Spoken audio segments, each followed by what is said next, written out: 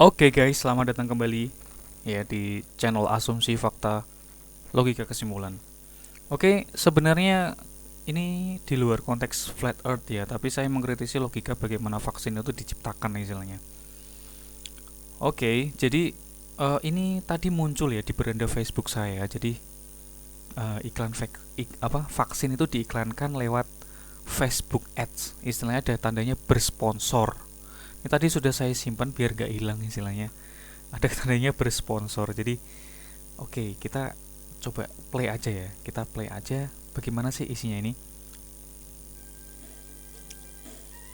Oke, logikanya vaksin itu kan kayak gini. Nah, logikanya seperti ini. Intinya vaksin itu merangsang antibodi ya, merangsang sistem kekebalan tubuh dengan virus yang dilemahkan istilahnya. Virus yang dilemahkan yang dimasukkan ke dalam tubuh sehingga antibodi aktif, jadi antibodi sudah mengenali jenis virus itu. Nah, nantinya jika virus yang beneran itu datang, antibodi itu sudah siap. Itu kan logika dasar vaksinnya kan seperti itu. Uh, Premisnya kan enak ya, kayak premisnya tuh tujuan vaksin itu sorry tadi ada yang jatuh. Tujuan vaksin itu kan menguatkan imun tubuh ya, iya kan? Tapi jika vaksin ini tidak diimbangi dengan syarat-syarat lain untuk mendukung kesehatan, misalkan olahraga. Oke, bentar. Misalkan olahraga, nutrisi yang cukup, pikiran yang tenang, tidak stres, terus tidur cukup ya, terus nutrisi yang terpenuhi, pola hidup sehat, ya nggak berguna juga kan istilahnya seperti itu. Yang mendukung faktor utama dari kekebalan tubuh yang kuat, istilahnya ketahanan tubuh yang kuat kan sebenarnya faktor-faktor yang saya sebutkan tadi di luar vaksin malah sesungguhnya. Tapi kenapa kok istilahnya kita lihat komentarnya, kenapa kok pemerintah justru menggembor-gemborkan vaksin ya? Nah, sebenarnya masyarakat itu secara garis besar sebenarnya sudah nggak percaya sama pemerintah, juga sudah nggak percaya sama COVID secara keseluruhan. Tapi kan vaksin dan corona dan sebagainya kan sudah pada menjadi rahasia umum ya, kalau misalkan ini adalah proyek itu sebenarnya. Jadi kita kritisi ya, misalkan kita baca sih komentar-komentar netizen, vaksin untuk kita gitu kan, untuk lu aja, gua mah kagak, alhamdulillah berkat Allah dan orang tua dan keluarga gua sehat walafiat. Kayak ngebet banget lu mau nyuntikin tuh vaksin. Nah, sebenarnya kan netizen ini kan sudah merasa ya, istilah pemerintah itu kayak memaksakan gitu, memaksakan solusinya tuh vaksin, padahal orang itu sudah nggak takut pada corona sebenarnya. Secara garis besar udah nggak pada takut pada corona, istilahnya seperti itu. Ini saya mengkritisi aja ya. Terus jangan sombong bang, kesombongan itu adalah sebuah penyakit tidak ada obatnya kecuali itu. Nah ini ya, terus nah ini ada yang merespon juga ya, betul itu bang ya. Intinya yang mau divaksin ya monggo, yang nggak mau ya nggak, hak masing-masing, netral ya. Bener juga sih, kalau mau divaksin ya monggo gitu kan. Terus toh cuma vaksin itu hanya salah satu yang mendukung kesehatan kan dengan logika itu. Jadi sebenarnya kan saat nggak divaksin pun kita sakit itu kan memang membentuk imun tubuh kan sebenarnya, asal didukung dengan pola hidup sehat, istirahat yang cukup, nutrisi yang cukup, pikiran yang santai, nggak relax ya, nggak stres dan sebagainya, imun tubuh kuat kok menghadapi penyakit tersebut. Oke, terus kita baca lagi. Gak mau ya gak apa-apa, tapi jangan sombong ya. Sebenarnya gak sombong ya, ini mengandalkan Tuhannya istilahnya. Ini gak ada sombongnya sama sekali sebenarnya. Ini mengandalkan Tuhan yang menguasai seluruh semesta ya, gak ada sombong-sombongnya ya. Oke. Tapi saya juga punya hak untuk mengungkapkan opini saya. Kenapa saya nggak mau disuntik, sedangkan mereka aja yang belum pernah make, keluarga mereka jenis yang ini dan belum diuji efektifnya. Oke, benar sekali ya. Dua negara besar saja terutama Brasil dan Turki. Ya kalau mau disuntik ya terserah Anda. Oke. Sebenarnya komentarnya bagus ya. Oke, selanjutnya nggak mau disuntik itu hakmu, tapi nggak perlu menyembuhkan diri. Oke, yang ini sebenarnya orang apa? Rizky Rajo Bungsu nggak menyembuhkan diri, dia mengandalkan Tuhannya itu sebenarnya.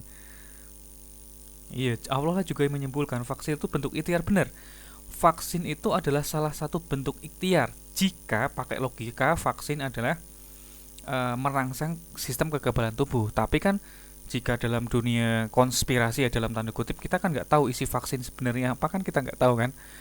Toh istilahnya dalam dunia konspirasi perang antar negara, sebenarnya untuk mengalahkan negara, untuk menguasai negara kan, negara saingan kan sebenarnya membuat negara itu menjadi lemah kan. Bisa jadi kan itu dimasukkan penyakit, kan bisa jadi kan, kita nggak tahu.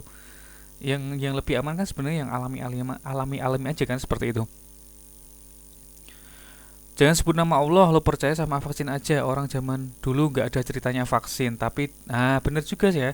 Orang zaman dulu tuh nggak ada pengobatan yang aneh-aneh, tapi ya sehat-sehat aja karena orang zaman dahulu itu menggunakan metode alami ya, olahraga, aktivitas, berkeringat, terus makan yang cukup, tidur yang cukup, dan terutama itu terhindar dari penyakit-penyakit pikiran dan penyakit-penyakit hati kan. Kalau orang zaman saya kan kebanyakan stres mikir dunia, jadi mudah sekali pikirannya itu terforsir sehingga saat terserang virus sistem kekebalan tubuhnya nggak kuat kan, gitu logikanya.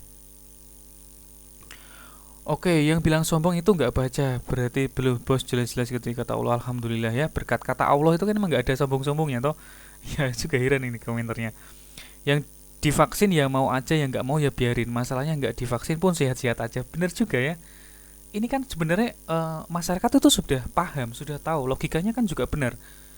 Yang tidak divaksin pun ya sehat-sehat aja gitu. Tapi kalau dipaksa itu kan jadi kesannya ada sesuatu kan. Oh iya toh, kalau sukarela itu kan orang kan mikirnya positif, tapi kalau dipaksa itu kan ada sesuatu yang dalam tanda kutip kan, istilahnya seperti itu.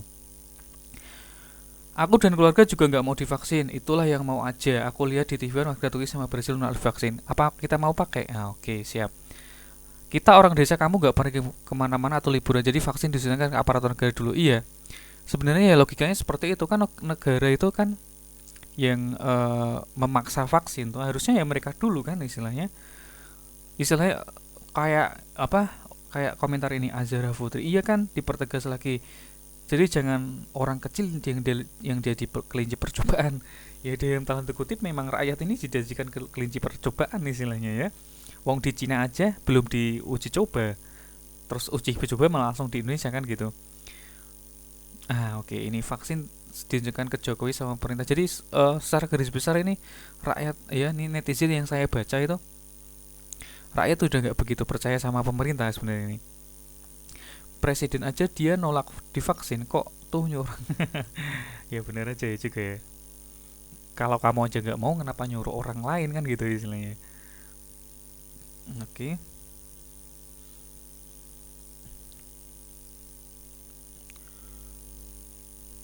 Kasih buat DPR dulu, mereka itu kan wakil rakyat. Oke bener. Kalau wakil rakyat ya yang susah ya diwakilin, terus yang senang ya diwakilin kan gitu. Logis lah. Sakit biasa divonis corona, sebenarnya aku tidak percaya ya. Secara garis besar netizen sudah nggak percaya sama corona istilahnya.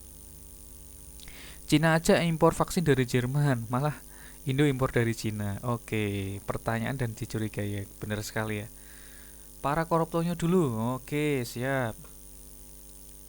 Orang sehat kok divaksin, kalau mau divaksin dulu yang kena covid manjur. Apa ndak? Kalau dia sehat berarti manjur gitu ya. Indo hanya mengada-ngada karena uang dan korupsi. Virus dibesar-besarkan. Nah, bisa jadi karena dalam logika bisnis of scared ya, scared, menakut-nakuti, fear. Jadi orang itu cenderung mudah untuk diarahkan jika ditakut-takuti, istilahnya seperti itu. Nanti kayak gini loh, kalau nggak gini ya, seperti itu kan. Jadi orang gampang mengeluarkan uang kan akhirnya.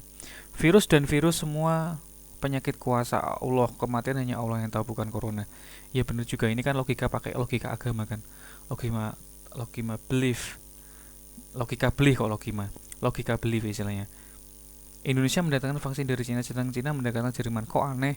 Jangan mau divaksin, itu bisa membunuh kita perlahan-lahan. Nah, emang ada teori bahwa sebenarnya isi vaksin itu malah membunuh kan. Tapi saya nggak tahu kebenaran teori itu. Gawe sing dong dur wae istilahnya. Oke, berarti orang pejabat-pejabat dulu lah. Oke.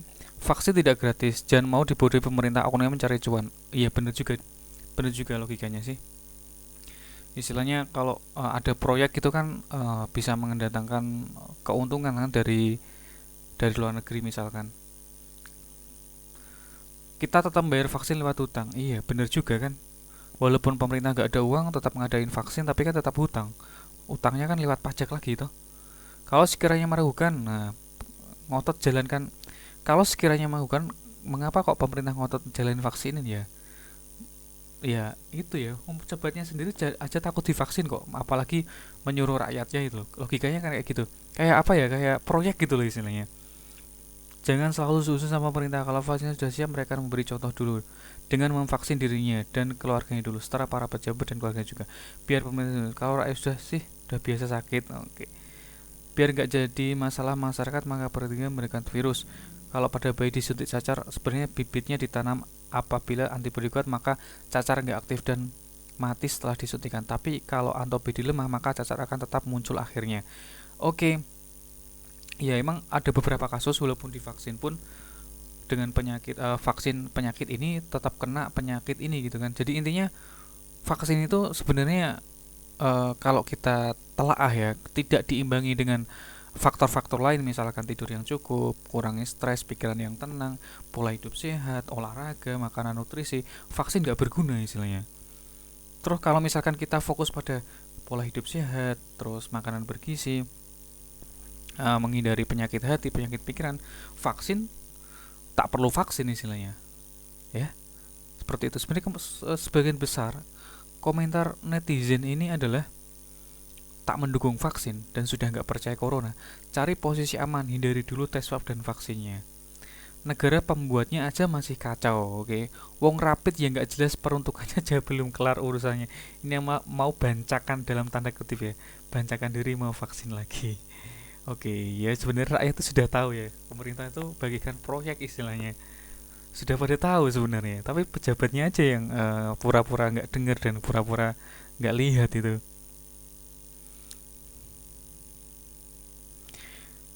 Aneh bin ajaib, vaksin belum dapat sertifikat. Oke, olah ada kelakuan warga plus 2 nggak ada vaksin minta vaksin, giliran ada minta gratisan.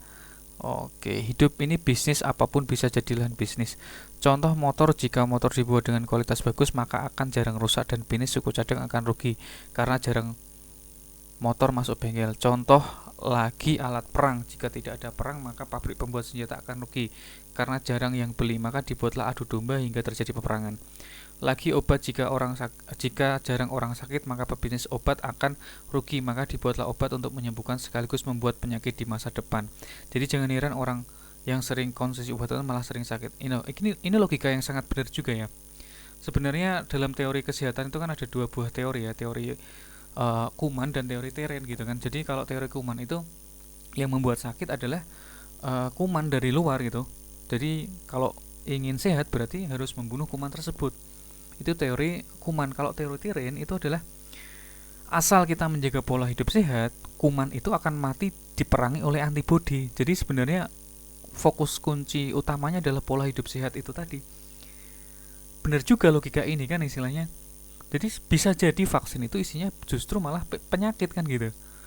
Kalau orang gampang sakit nanti obat-obatan kan laris. Kan begitu kan? Itu kan namanya bisnis juga kan istilahnya. Orang ini sudah pada melek istilahnya, sudah gara-gara keterbukaan informasi orang itu udah pada sadar semua, tapi pemerintahnya itu aja yang nggak sadar bahwa masyarakatnya itu sudah mulai sadar. Dahulu zaman sekolah aku selalu kabur tiap ada petugas medis datang ke sekolah. Buktinya aku nggak apa-apa, ya kan? Dia nggak pernah divaksin tapi ternyata nggak apa-apa kan? Jadi kuncinya bukan vaksin, tapi pola hidup sehat kan? Ini logika yang sangat sederhana sebenarnya. Oke, come on.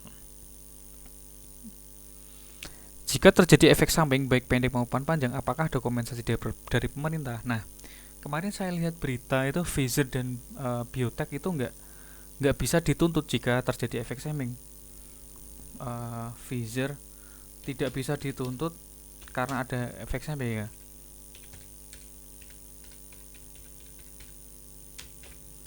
Pfizer. Nah loh, Pfizer dan Moderna tidak bisa dituntut jika vaksinnya ada efek sampingnya. Jadi lucu ya istilahnya. Bahkan Presiden Brasil itu malah memperingatkan rakyatnya, jangan mau divaksin gitu kan. Itu presidennya bilang seperti itu, lihat. Pfizer dan Moderna tak bisa ditutup jika vaksinnya ada efek samping. Jadi ngapain mau vaksin kan kalau gitu?